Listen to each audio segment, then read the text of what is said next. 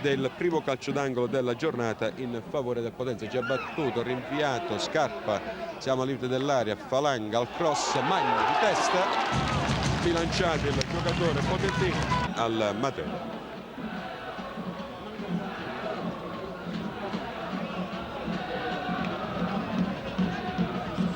Tomba, gran botta di Tomba, bella la conclusione del Scarpa che serve Cucurnia, si sgancia Falanga sulla destra, il cross di Cucurnia, Magna al volo, Ruffelli, si sgancia Rossi sulla destra, perde tempo Ruffelli, quindi verso Catalano al limite dell'area di rigore del Potenza, la conclusione di Catalano, bello l'intervento di Casiraghi. De Pasquale ci sembra, adesso il rilancio verso e sbaglia in maniera incredibile Melis, intanto palla che giunta a Tomba, Tomba, siamo al limite dell'area di rigore, Tomba e gran botta in corsa,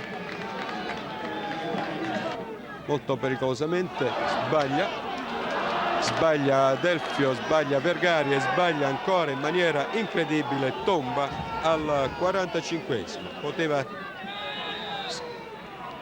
Intanto c'è un fallo su Scarpa, si prosegue, Catalano si era proseguito per la regola del vantaggio, il metacampo servito Piochi verso Tomba, Tomba e conclude Tomba in maniera pericolosa per il Potenza, visto che sulla conclusione del numero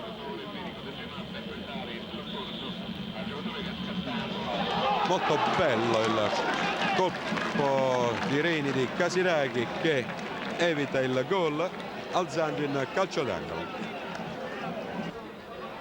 È molto bello il servizio per Piochi, la conclusione di Piochi mentre c'era Tomba tutto liberissimo dall'altra parte. La palla si perde di poco sulla traversa. Allo scadere dei primi 45 minuti di gioco è Tomba a sciupare una facile occasione. L'attaccante biancazzurro, ben lanciato da De Pasquale in area di rigore, ha la possibilità di assestarsi bene la palla e tirare a rete con maggior precisione. Preferisce invece il tiro a volo, che purtroppo finisce alto sulla traversa. Si conclude così la prima frazione di gioco. Della ripresa abbiamo già descritto in apertura le azioni di maggior rilievo. L'unica nota positiva sul taccuino del cronista è un'altra punizione bomba di Scarpa al 43esimo minuto che brucia le mani di Casiraghi per respingere la palla.